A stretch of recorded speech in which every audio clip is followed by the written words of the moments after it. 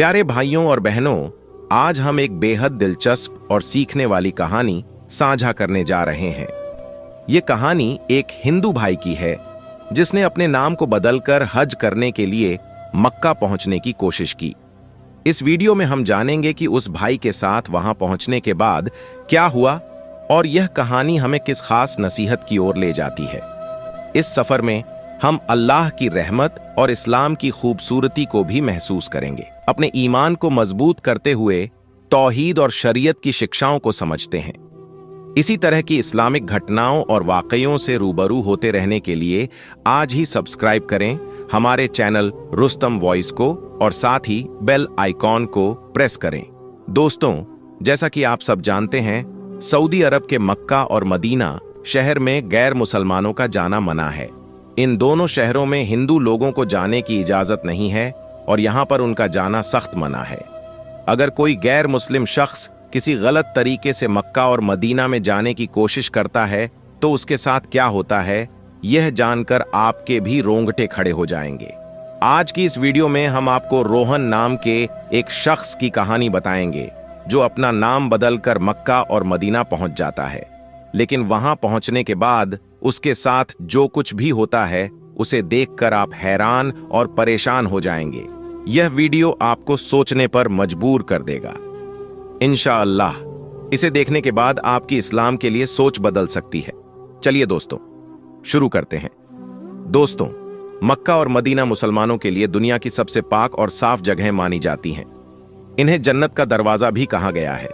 यही वजह है कि हर मुसलमान अपनी जिंदगी में एक बार मक्का और मदीना में जाने की ख्वाहिश रखता है और वहां जाकर हज अदा करना चाहता है। ये वही स्थान है जहां से इस्लाम धर्म की शुरुआत हुई थी और हर साल लाखों मुसलमान यहां अपने रब को राजी करने और अपने गुनाहों की माफी मांगने के लिए पहुंचते हैं। हालांकि जैसा कि आप जानते हैं, मक्का और मदीना में सिर्फ मुसलमानों को ही जाने की इजाजत है। यहां पर गैर मुसलमानों का जाना सख्त मना है। इसका मतलब यह है कि मक्का और मदीना की हदों में मुसलमानों के अलावा कोई भी प्रवेश नहीं कर सकता। यही बात इन पाक शहरों के लिए लोगों की उत्सुकता को और बढ़ा देती है। इसी बात को देखते हुए कुछ लोगों का कहना है कि मक्का और मदीना में कुछ गलत काम होता है।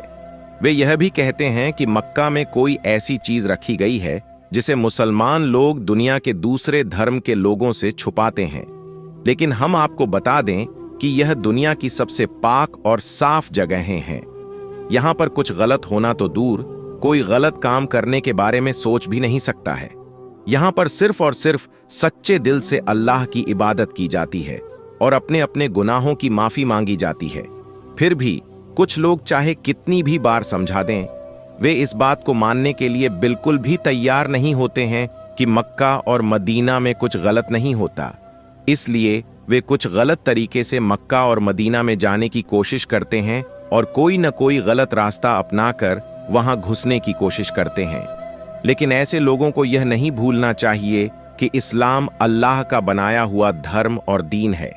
मक्का और मदीना में जो भी नियम और सिस्टम बने हुए हैं वह भी अल्लाह के ही बनाए हुए हैं। इसलिए जो लोग गलत तरीके से मक्का और मदीना में जाने की कोशिश करते हैं, अल्लाह उन्हें कभी भी कामयाब नहीं होने देता। इतना ही नहीं, आज तक जिसने भी गलत तरीके से अपना नापाक इरादा लेकर मक्का और मदीना में घुसने की कोशिश की है, वह कभी भी काबा शरीफ की इमारत तक नहीं पहुंच पाया है।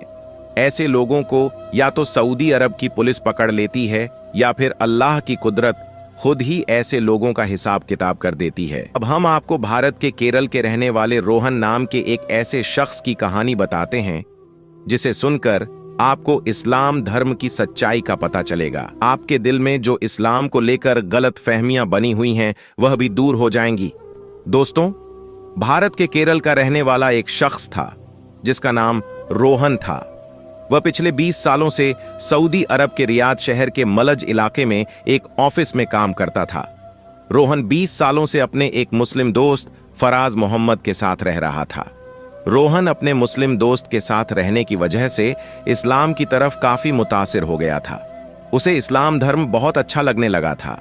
इसी वजह से जब भी रमजान का महीना आता तो रोहन पूरे महीने रोजा रखता और अपने मोबाइल में कुरान की तिलावत सुनता रहता। यह सब करके रोहन को बहुत सुकून मिलता था। आप यूं समझ लें कि रोहन अल्लाह के पैगंबर हजरत मोहम्मद सल्लल्लाहु अलैहि वसल्लम के बताए हुए रास्ते और तौर तरीकों से बहुत ही ज्यादा मुतासिर हो चुका था। उसे मुसलमानों का तौर तरीका काफी पसंद आने लगा था। इसी वजह से रोहन ने अपने मन ही मन में इस्लाम धर्म को कबूल भी कर लिया था। दोस्तों, उसके बाद सऊदी अरब में रोहन जिस कंपनी में काम करता था उसकी हालत बिगड़ गई और वह कंपनी धीरे धीरे लोगों को घर भेजने लगी। ऐसे करते करते एक दिन रोहन का भी नंबर आ गया, यानी कि रोहन को भी अपने घर भेज दिया गया। अब रोहन केरल में अपने घर पर आ गया था और अपने लोगों के बीच में रहने लगा था। लेकिन अब रोहन को अपने लोगों का तौर तरीका बिल्कुल भी पसंद नहीं आ रहा था। उसे यहां पर घुटन सी महसूस होने लगी थी। अब रोहन यहां पर दिल ही दिल में अल्लाह की इबादत करता और दुआ करता रहता था कि अल्लाह कोई ऐसी सूरत निकाल दे कि वह वापस सऊदी अरब चला जाए। लेकिन उसकी उम्र ज्यादा होने की वजह से अब उसका दोबारा वीजा भी नहीं लग रहा था। आखिर में उसने अपनी चुप्पी तोड़ी और सबके सामने इस्लाम धर्म को दिल से कबूल कर लिया और अपने घर में ही अल्लाह की इबादत करने लगा, नमाज पढ़ने लगा। रोहन के इस काम को देखकर उसका समाज बहुत ही ज्यादा नाराज हुआ। उन्होंने उसे अपने समाज से बेदखल कर दिया, यानी कि उसे अकेला कर दिया। लेकिन याद रखिए, जो अल्लाह की राह में चलता है अल्लाह उसकी मदद जरूर करता है। रोहन इस बात को अच्छी तरह से जानता था, इसलिए उसे अपने अल्लाह पर पूरा भरोसा था कि अल्लाह उसकी इस मुश्किल को जरूर दूर कर देगा। दोस्तों, हम आपको बता दें कि मुसलमान बनने के बाद रोहन ने अपना नाम बदलकर अहमद रख लिया था और उसने फिर अहमद के नाम से ही अपना दूसरा पासपोर्ट भी बनवाया था।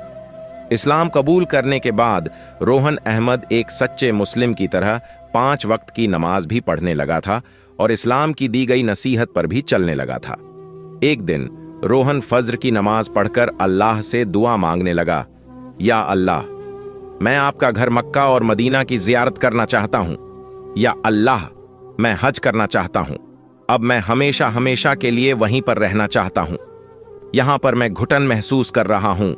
या अल्लाह, मेरी इस ख्वाहिश को पूरा कर दें। इस तरह से रोहन ने अल्लाह से गिड़गिड़ा कर दुआ मांगी। अल्लाह ने रोहन की इस दुआ को कबूल फरमाया और कुछ दिनों में रोहन का वीजा लग गया। रोहन उर्फ अहमद हज करने मक्का मदीना पहुंच गया। अब उसने अपने मन ही मन में यह इरादा कर लिया था कि वह जितने भी दिन जिएगा वह वहीं पर रहेगा। यानी कि उसने सोच लिया था कि वह अपनी आखिरी सांस तक मक्का और मदीना में ही रहेगा। वह अल्लाह के इस पाक घर को छोड़कर वापस नहीं आएगा। यही सोचकर उसने इंडिया से अपने साथ अपना कफन भी ले लिया था। उसके बाद रोहन उर्फ अहमद मक्का पहुंचकर उमराह किया और फिर वहां से मदीना चला गया। वहां पर भी वह कुछ दिन रुका। यहां पर भी वह अल्लाह से यही दुआ मांगता रहता था, या अल्लाह, मैं तेरी प्यारी महबूब की बारगाह में आया हूं। अब मैं यहां से वापस नहीं जाना चाहता हूं। या अल्लाह, मेरी दुआ कबूल फरमा। अल्लाह ने उसकी इस दुआ को भी कबूल फरमाया। जब उसका वापस आने का वक्त करीब आ गया तो एक दिन सुबह फज्र के वक्त में वह नमाज पढ़ रहा था। उस दौरान रोहन उर्फ अहमद जैसे ही सजदे में गया, अल्लाह की कुदरत से उसके साथ कुछ ऐसा हुआ कि वह वापस सजदे से उठ नहीं सका। उसके सजदे की हालत में ही मौत हो गई और रोहन उर्फ अहमद को वहीं पर दफना दिया गया। अब दोस्तों, आप खुद ही सोचिए, एक गैर मुस्लिम जो कि जन्म से इस्लाम के साथ पैदा नहीं हुआ था, लेकिन इस धर्म की खूबसूरती ने उसे एक सच्चा मुसलमान बना दिया। उसने अपनी आखिरी सांसें भी मक्का और मदीना जैसी पाक जगह पर लीं और मदीना की पाक मिट्टी भी उसे नसीब हुई। इससे यह बात साफ हो जाती है कि खुदा अपने बंदों से बेपनाह मोहब्बत करता है। अल्लाह अपने किसी भी बंदे को अपनी रहमत से महरूम नहीं करता है। तभी तो अल्लाह ने रोहन उर्फ अहमद की इस ख्वाहिश को भी पूरा कर दिया और पूरी दुनिया के सामने रोहन को एक मिसाल के तौर पर पेश कर दिया। अब दोस्तों, जो लोग इस्लाम धर्म को गंदा समझते हैं और इस्लाम को बुरा भला बोलते हैं, उम्मीद करता हूं कि ऐसे लोग इस कहानी को पढ़ने के बाद अपनी सोच को बदल देंगे और इस्लाम धर्म की खूबसूरती को समझ लेंगे। इस्लाम, जिसे हम दीन इस्लाम के नाम से जानते हैं, वास्तव में शांति, दया और इंसानियत का संदेश देता है। इस्लाम में अल्लाह की ओर से भेजे गए पैगंबर हजरत मोहम्मद सल्लल्लाहु अलैहि वसल्लम ने हमें एहसान और इंसानियत का पाठ पढ़ाया। जब हम इस धर्म की मूल बातें समझते हैं तो हमें पता चलता है कि यह केवल एक आस्था नहीं, बल्कि एक जीवन जीने का तरीका है। कई बार कुछ लोग अपनी गलत फहमियां के कारण इस्लाम को बुरे रूप में देखते हैं, लेकिन अगर हम इसे गहराई से समझे तो हमें पता चलेगा कि इस्लाम ने हमदर्दी, सहानुभूति और एकता की बहुत बड़ी सीख दी है। हमारे प्यारे पैगंबर सल्लल्लाहु अलैहि वसल्लम ने हमेशा मिसाल पेश की है कि कैसे हम एक दूसरे के प्रति प्यार और सम्मान के साथ रह सकते हैं। हमें यह भी याद रखना चाहिए कि कुरान में अल्लाह ने हमें दूसरों के धर्मों का सम्मान करने का आदेश दिया है। जब हम एक दूसरे की धार्मिक मान्यताओं को समझेंगे और उनका सम्मान करेंगे, तभी हम एक बेहतर और अधिक शांतिपूर्ण समाज बना पाएंगे। याद रखें, किसी को भी किसी के धर्म की बुराई नहीं करनी चाहिए। वीडियो पसंद आई हो तो ऐसी वीडियो देखने के लिए हमारे चैनल रुस्तम वॉइस को सब्सक्राइब जरूर करें। तब तक के लिए अल्लाह हाफिज।